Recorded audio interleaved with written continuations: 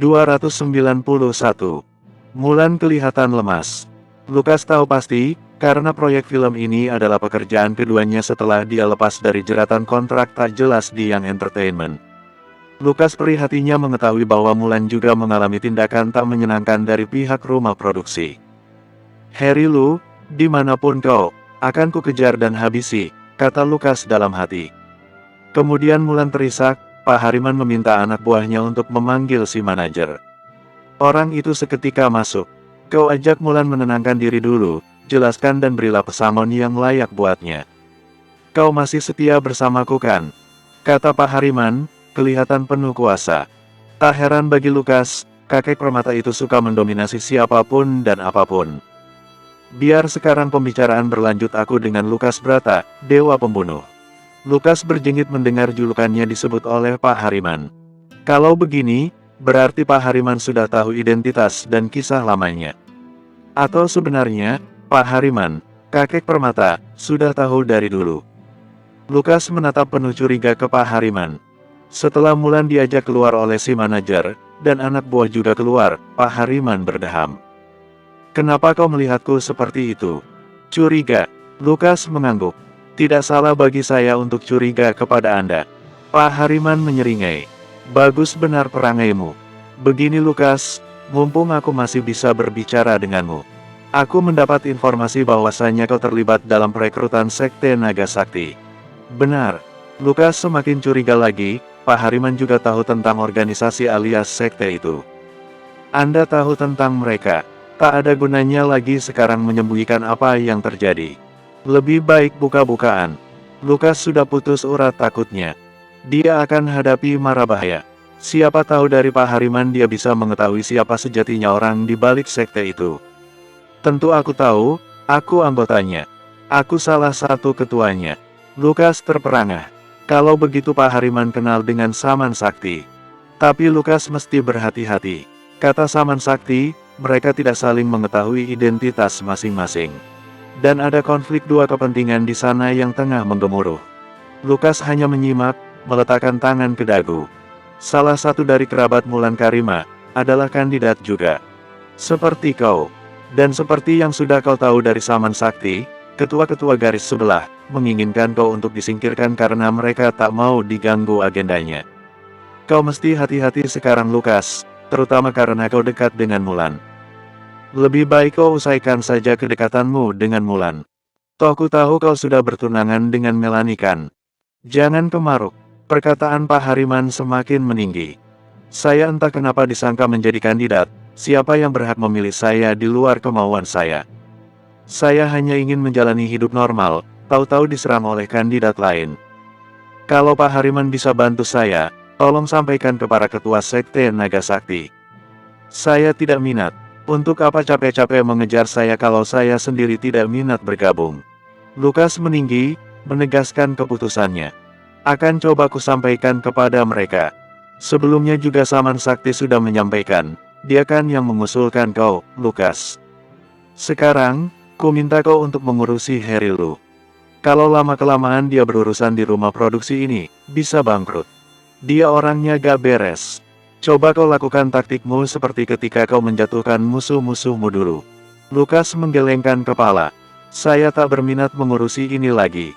Saya mau mengejar tunangan saya saja. Kebetulan toh saya sudah keluar dari proyek film ini juga kan otomatis." Pak Hariman tersenyum. "Kau apa tidak mendengarku tadi? Urusanmu belum selesai dan akan semakin runyam, Lukas. Kecuali kau tunjukkan kegaranganmu sebagai Dewa Pembunuh. Tunjukkan taringmu lagi. Tunjukkan bahwa orang yang sengaja membuat masalah denganmu, kelewat salah mengambil langkah. Salah sasaran." Pak Hariman sampai menggebrak meja. Lukas merasakan panas menggelora dalam dadanya, tapi dia padamkan segera dengan sikap dingin dan tenang. "Akan saya buru mereka sampai darah penghabisan. Saya hancurkan mereka sampai ke persendian paling kecil." Pak Hariman bertepuk tangan, tertawa. "Aku kagum dengan semangatmu, Lukas. Tapi kau mesti memiliki perhitungan yang matang. Kau punya banyak teman yang mampu kau andalkan. Jangan lupakan itu. Ku dengar, di Surabaya kau telah mengalami momen metamorfosa. Ku tahu, awalnya kau pergi ke sana dalam titik terpuruk. Lalu kau bangkit dan sembuh dari luka. Dan kini, kau siap untuk menghadapi semuanya. Lukas mengangguk. Dia tak menyangka ternyata Pak Hariman sebenarnya baik. Pak Hariman kemudian memberikan Lukas sebuah ponsel cukup tebal. Ini, kau bisa manfaatkan untuk berkomunikasi dengan teman-temanmu. Jangan khawatir, ini tidak disadap, silakan cek saja nanti dengan temanmu yang punya banyak teman hacker. Aku tahu kau sedang diincar juga oleh lingkaran besar. Proyek film ini adalah bentuk upaya mereka menjeratmu dalam kehinaan. Sekarang kau bebas, tapi mereka juga akan bebas mengejarmu di luar sana. Gunakanlah ini untuk menyusun rencana balasan. Mereka mengawasimu dari segala sudut, itu benar. Saya rasa saya tidak bisa menerima ini. Lukas masih terbawa curiga. Tidak usah begitu, terimalah. Hitung-hitung permintaan maaf saya karena telah memperlakukan Permata dengan tidak baik waktu di Bandung dulu. Itu gara-gara putra saya, yang kau panggil Tuan Hari memaksanya menikah dengan keluarga Tama sialan itu. Saya tahu, Permata juga dekat denganmu. Dan saya akan marah besar kalau Permata sampai disakiti oleh orang lingkaran besar. Lukas mau tak mau jadinya menerima benda itu. Jadi Anda sebenarnya tidak senang dengan keluarga Tama? Tanya Lukas, dia merasa geli. Tidak ada yang suka dengan keluarga Sok itu, kata Pak Hariman memastikan. Dan kau berhasil menekuk mereka. Sekarang mereka tak berani macam-macam dengan konglomerat lainnya, termasuk saya. Mana sudi mereka mengatur-atur keluargaku. Lukas tertawa, Pak Hariman juga. Tak disangka Pak Hariman lama-kelamaan jadi bersahabat. Kalau begini Lukas tak ada alasan lain untuk tidak percaya dengannya. Dia terima ponsel jalur aman itu dan membukanya. Lukas teringat masa dia bertugas di tim elit militer. Dia pernah punya barang seperti ini juga. Tapi miliknya sudah hancur kena ledakan. Lukas tak tahu apakah Anton dan Topan masih memilikinya juga atau tidak. Jalur komunikasi ponsel khusus ini sangat aman dan anti retas. Terima kasih atas alat ini, saya akan gunakan sebaik-baiknya. Tunjukkan kegaranganmu, Lukas. Lalu, lupakan kata saya tadi tentang jangan dekat-dekat Mulan. Gunakan kekuatanmu untuk membebaskannya dari belenggu saudaranya itu. Aku lupa namanya. Dari keluarga Karima, saudaranya dari ibu yang lain. Yang juga merupakan kandidat Sekte Naga Sakti. Dia bekerja sama dengan Harry Lu. Tumpas mereka, Lukas. Tangan Pak Hariman mencengkeram Lukas. Lukas mengangguk. Barulah dia dilepaskan. Lukas meninggalkan Pak Hariman di ruang itu. Saat keluar ruangan, Lukas tak menemui Mulan dan si manajer. Dia berkeliling, mencari kemana mereka. Anehnya, studio hari ini sangat sepi. Hampir tak ada orang sama sekali. Selagi Lukas mencari, Mulan yang sudah selesai bicara dengan manajernya, dan mendapatkan konklusi terbaik, pilihan saling menang, menghubungi Melanie untuk bertemu di suatu kafe. Melanie, aku ingin bicara. Hai, Mulan, mau bicara apa? Tanya Melanie ramah, dari seberang telepon. Aku ingin curhat, kalau boleh. Mulan mengakui, ada semacam kedekatan tak tergambarkan yang dia rasakan ketika bicara dengan Melanie. Dia merasakan getaran di dalam dadanya. Semacam koneksi yang menggelitik. Boleh-boleh, aku yang pilih tempat pertemuannya ya. Dijamin ini tidak akan ada wartawan yang berani mengusikmu. Melanie memilih kafe milik Anton sebagai tempat pertemuan. Bersambung. 292. Melanie menutup teleponnya dan tersenyum lebar. Dalam benaknya dia berpikir, apakah jangan-jangan memang benar Mulan adalah saudari kembarnya. Setiap kali dia pergi ke kamar mandi dan melihat pantulan wajahnya di cermin, dia mudekan rambutnya menjadi pendek dan betapa kagetnya dia. Melanie dengan rambut pendek akan jadi Mulan. Setelah dia mengirim alamat kafe Anton, Melanie bersiap-siap. Mau kemana? Tanya Permata yang lagi duduk santai di sofa, sedang baca majalah infotainment. Mau ketemu Mulan, jawab Melanie. Permata seketika duduk tegak. Kebetulan dia sedang ada di halaman yang memberitakan Mulan secara semena-mena. Menjelek-jelekkan Mulan. Bahkan di situ ada foto Lukas yang sedang menghajar wartawan. Melanie, mau ketemu di mana? Coba lihat ini dulu. Rupanya konferensi pers yang dilakukan Mulan tidak ngefek sama sekali, kata Permata, prihatin. Melanie duduk di sebelah Permata segera, berebut majalah. Melanie terpekik. Astaga, Infotainment ini kejam sekali. Ada apa sih sebenarnya? Perasaan Mulan gak neko-neko, deh. Melanie benar-benar tak habis pikir, orang sebaik dan seberbakat Mulan bisa diserang seperti ini. Apakah ini hal yang ingin dicurhatkan padanya nanti? Ya begitu deh, kasihan ya Mulan. Kamu mau ngobrol apa sama dia? Tanya Permata, kedengaran menyelidik. Tadi dia menelepon terdengar sedih. Seperti ada yang mau ditumpahkan kepadaku. Mungkin dia mau bilang yang sebenarnya, kalau kalian adalah saudari kembar. Seru Permata. Melanie langsung berdiri dan melempar bantal ke arah Permata.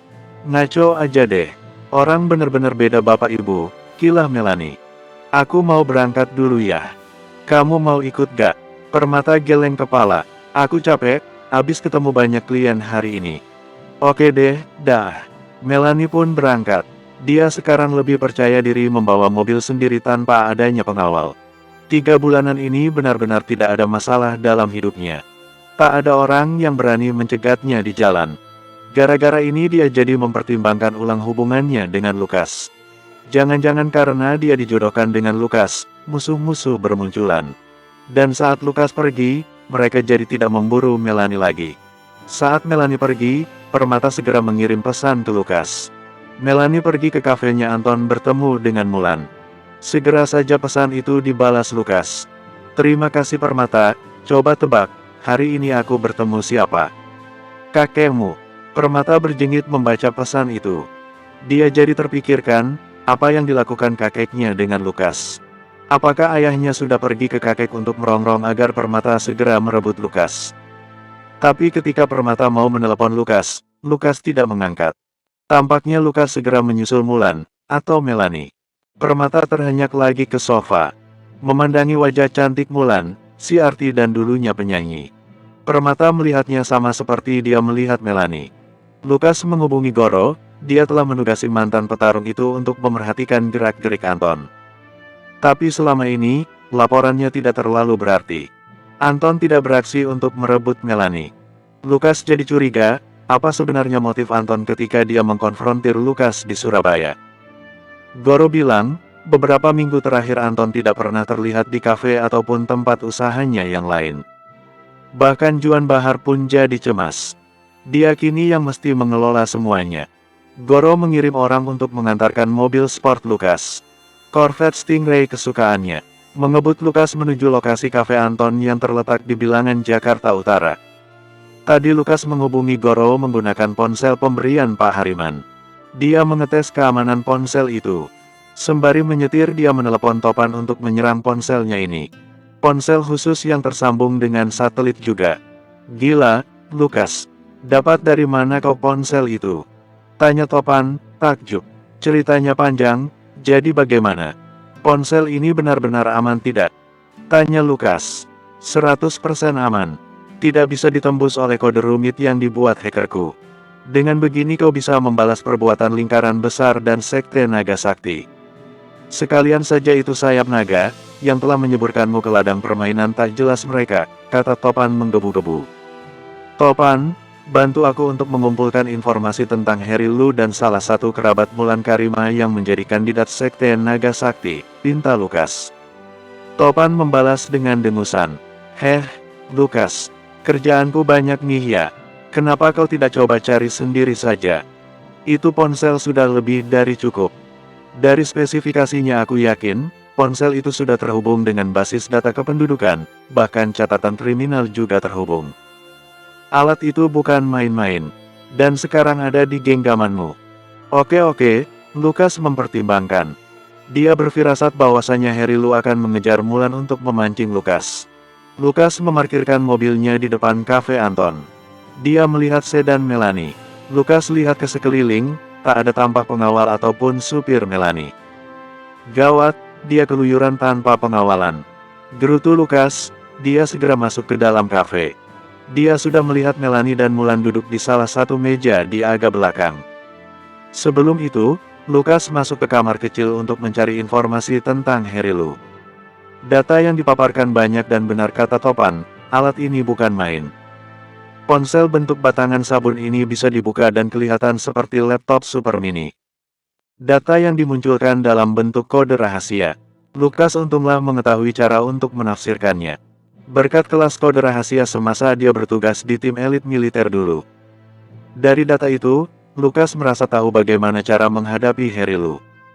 Dan kemungkinan afiliasinya dengan salah satu anggota keluarga Karima. Hanya saja Lukas mencoba mencari keterkaitan Harry Lu dengan keluarga Karima, tak diketemukannya. Data di basis data ponsel itu tak bisa menampilkan anggota keluarga Karima yang lain. Hanya Mulan saja yang ada, itu pun penuh dengan artikel-artikel gosip yang menjatuhkan Mulan. Tampaknya orang di keluarga Mulan tidak main-main. Jangan-jangan merekalah lingkaran besar itu sendiri. Atau pendiri sekte Naga Sakti. Lukas mengetuk dagu berpikir. Lukas memantau dari meja yang cukup jauh dari tempat Mulan dan Melanie ngobrol. Kelihatan Mulan sedih dan mencucurkan air mata bercerita ke Melanie. Melanie berkali-kali menyodorkan tisu dan menyentuh tangan Mulan. Melihat itu Lukas jadi terenyuh. Itu menambah yakin bahwa Melanie mempercayai Mulan. Dan bakal tentu, Melanie akan mempercayai Lukas. Bahwa dia tidak bermaksud berbuat serong dengan wanita lain. Tapi kemudian Mulan berubah rautnya, dari sedih menjadi panik. Dia menerima pesan dari ponselnya. Melanie duduk di sebelahnya, ikut membaca. Sepertinya ada sesuatu terjadi. Lukas tak lupa memesan bantuan cadangan, dia tadi meminta Goro untuk menyusulnya. Lokasi Goro tidak jauh dari kafe Anton yang ini. Tapi dia tidak melihat adanya Juan Bahar, dia sibuk dengan restoran khas Italianya. Satu mobil limosin datang dan parkir sembarangan di depan kafe. Dari mobil itu turun dua orang. Lukas duga itu bukanlah bos pemilik limosin, melainkan anak buahnya. Dua orang itu mendatangi meja Mulan, lalu menarik tangan Mulan. Lukas tadi tidak melihat Melanie pergi kemana. Karena saat Mulan ditarik saat ini Melanie sedang tidak berada di meja itu. Kemana Melanie?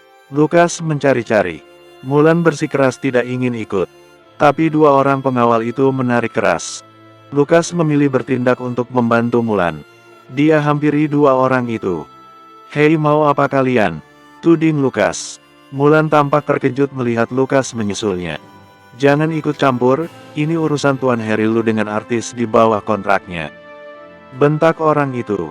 Tidak ada kontrak, semua kontrak sudah dibatalkan, kata Lukas. Untuk apa Harry Lu mengusik Mulan lagi? Hah? Bukan urusanmu. Lukas tidak tahu bagaimana itu terjadi. Dia terjatuh tersungkur, mukanya seperti habis dihantam 1000 bogem mentah. Lukas, seru Mulan, meronta-ronta diangkat oleh dua pengawal tadi. Bersambung, 293. Sebelum orang suruhan Harry Lu menjemput Mulan, suasana perbincangan antara Melanie dan Mulan berlangsung akrab. Mereka seperti saudara sendiri. Beberapa pengunjung ada yang mengenali Mulan, tapi mereka tahu bukan tempatnya untuk mengganggu sang bintang di tempat publik seperti ini. Mulan senang dengan penggemar yang seperti itu. Jadi, mau curhat apa, Mulan? Tanya Melanie. Itu dilakukan setelah mereka berdua selesai menentukan menu apa yang mau dipesan. Melanie menawarkan agar dia saja yang traktir. Mulan tampak terenyuh dengan ketulusan Melanie. Sebelum menceritakan panjang lebar, Mulan bersandar dulu ke punggung kursi. Berusaha membuat dirinya santai dan rileks, tapi dari raut wajahnya mengatakan lain. Dia sangat tertekan. Melanie bisa melihat itu, sebab dia pernah mengalaminya. Dulu waktu muda, cita-citaku adalah menjadi penyanyi terkenal atau jadi pemain film. Tapi entah kenapa, mimpiku itu dikabulkan, dengan cara yang tak diduga-duga. Prosesnya terlalu cepat, Mulan memulai. Melanie menyimak dengan tulus, menumpahkan seluruh perhatiannya ke cerita Mulan. Mulan cerita mulai dari bagaimana dia berhasil menjadi penyanyi terkenal yang ditunggu-tunggu terus album dan singlenya. Mulan berkata bahwa yang ideal adalah Mulan bersupaya mati-matian meski hanya bakal berada tidak di nomor. Dulu ketika jadi penyanyi, yang pertama menggandengku adalah dari Young Entertainment. Tapi ya, kalau tidak ada Lukas, mungkin aku tak akan pernah berani menolak. Melanie mengangguk, dia mencatat dalam benaknya. Orang dari Young Entertainment itu membuat situasi seperti ini. Penuh paksaan. Aku akui uang yang kuperoleh juga tak sedikit. Cukup untuk membeli rumah sendiri. Tapi aku tidak tahan dengan perlakuan mereka. Tepat pada saat Lukas datang, aku memang sudah berencana untuk mundur dari dunia entertainment, dimulai dari penyanyi itu. Kemudian Mulan menceritakan awal pertemuan dengan Lukas dan beberapa hari bersamanya. Melanie tampak datar wajahnya. Lalu cerita sampai pada kondisi beberapa hari terakhir ini. Urusan dengan Harry Lu yang mirip-mirip dengan kebejatan Edward Yang. Karena Mulan sering menolak permintaan Harry Lu, proyek film tiba-tiba dihentikan. Lalu kontrak film juga diputus sepihak. Entahlah, sepertinya lebih baik tidak menjadi artis sama sekali dari awal, kata Mulan, mengakhiri ceritanya dengan air mata bercucuran. Melanie prihatin, tadi dia melihat berita tentang Mulan yang begitu memberatkannya. Tapi dia tak tega mau memperlihatkannya ke Mulan. Dia percaya sekarang, Mulan tidak bohong. Lukas tidak bohong. Lalu pesan itu muncul. Pesan yang membuat Mulan tampak kesulitan. Pesan itu datangnya dari Harry Lu, memaksa Mulan untuk datang ke Clam Valet apabila Mulan ingin tetap jadi selebritis dan namanya ingin dibersihkan dari tuduhan-tuduhan liar para wartawan. Namun sebelum Mulan didatangi orang Harry Lu, Melanie mendapatkan ide dan menawarkannya ke Mulan. Mulan, bagaimana kalau kita buat rumah produksi sendiri? Usulan Melanie membuat Mulan berhenti terisak. Aku adalah CEO sebuah perusahaan dengan anak perusahaan yang banyak. Kami bergerak di banyak bidang. Bidang hiburan yang belum pernah disentuh. Kalau kamu mau kita bisa rintis dari nol. Kamu kalau capek jadi artis, bisa jadi manajernya, bagaimana? Mulan belum segera memberi jawaban. Dia tengah mempertimbangkan. Bagaimana ya, Melanie? Harry Lu ini pasti akan murka karena merasa disaingi. Ya kita laporkan ke polisi saja kalau memang dia merusuhi kita. Kita harus lebih kuat, Mulan. Jangan mau ditindas laki-laki. Kita berbuat nekat untuk melawan mereka. Dengar, teman-teman Lukas adalah temanku juga.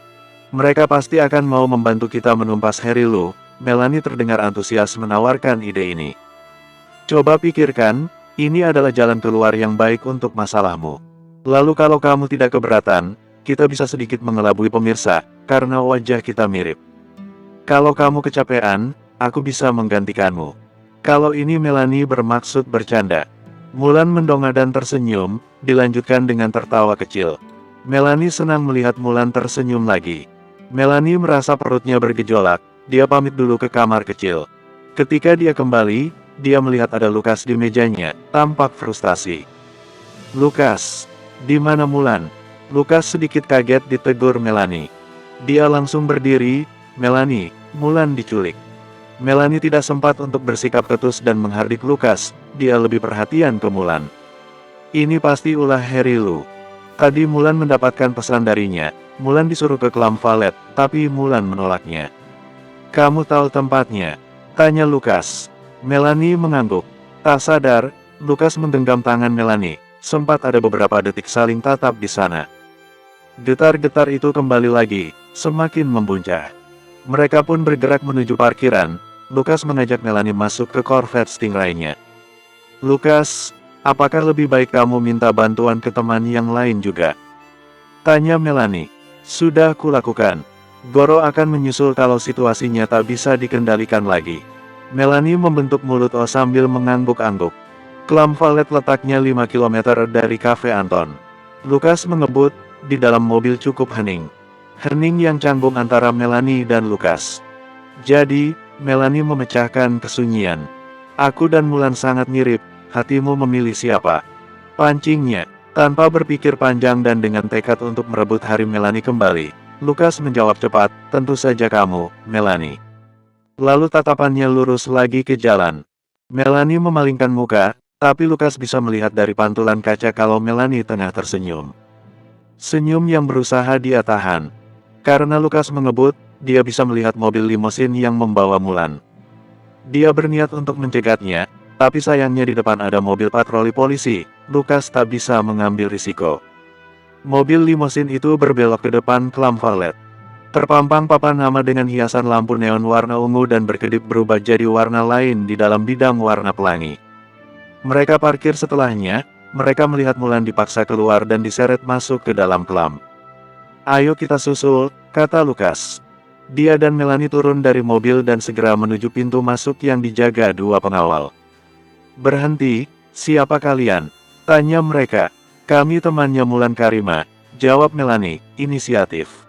Dua penjaga itu saling bertukar pandang, mereka berbisik satu sama lain, perasaan tadi Mulan Karima sudah masuk. Salah satu dari mereka mencermati penampilan Melanie. Lalu mereka menunjuk Melanie, hanya dia yang boleh masuk. Selamat datang kembali, Mulan Karima. Tapi aku bersamanya, protes Lukas. Sudah peraturan kelam, kalau kau tak ada di daftar tamu kami, kau tak boleh masuk, tegas si penjaga. Peraturan macam apaan? Kelam apaan ini? Ini adalah kelam eksklusif. Orang sepertimu tidak masuk dalam daftar tamu yang diinginkan. Baik Melanie dan Lukas terkejut sedikit. Oke, Lukas, kamu tunggu di sini ya, kata Melanie akhirnya, memberi kode agar Lukas mempercayainya. Lukas tampak kurang setuju, tapi dia tak bisa berbuat kerusuhan di pintu masuk dulu. Di atas seperti Anton. Oke, kamu hati-hati, kata Lukas. Melanie masuk ke dalam kelam itu akhirnya.